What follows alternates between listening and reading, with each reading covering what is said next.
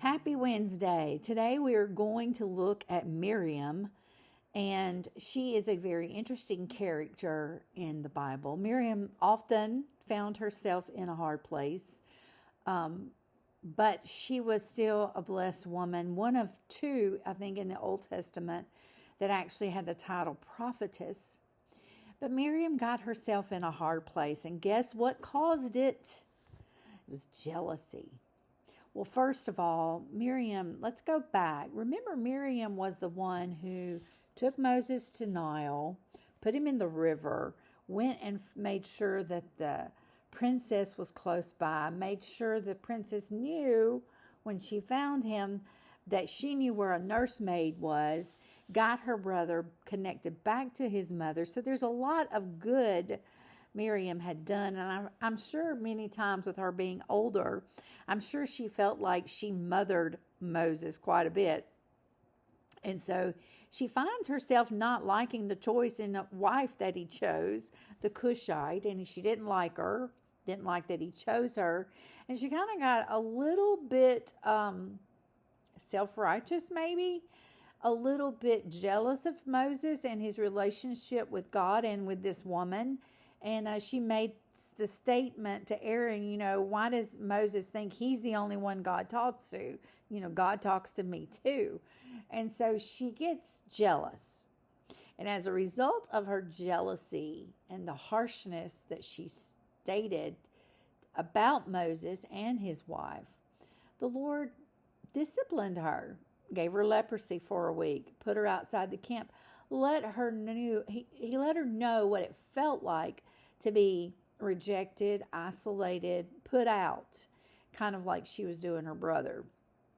So Miriam had a little discipline, learned a little bit about jealousy and what we should not do, and she tells us a great story of how we should act, how we should treat others, and we shouldn't be so quick to judge, and we shouldn't put, ourselves in competition with God.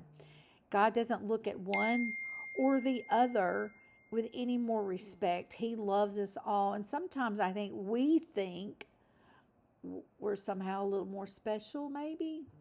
And the Lord has to remind us, like he reminded her, everybody is important to him. And so the Lord let her be disciplined for a week. Moses intervened and prayed for her and Aaron, and she was cleansed and got back in the camp. But I'm sure during that week of wondering what was going to happen to her, would she have to live with this debilitating disease forever, or would she be cleared? I'm sure Miriam did a lot of heart searching for that jealousy that she had. And she teaches us to be humble. Let the Lord use us. Miriam danced with song. She led the women of Israel in worship. She was a powerful figure. Many say in the Hebrew or in the Jewish history that when Miriam died, that's when the water well stopped. And the people of Israel were without water because she was important. She was always around water. She did a lot of things with water in her life. She put Moses in the Nile. She was there at the Red Sea and sang and danced before the Lord with all her might after he rescued them. And so I wasn't there. I'm not sure that the Jewish history is true, but they say that when she died, the wells stopped there for the children of Israel in the wilderness too. I don't know.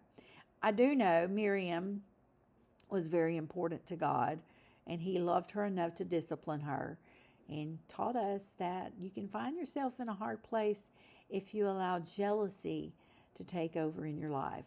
So my encouragement for us today is to not be like her in jealousy, but definitely be like her in worship of the Lord.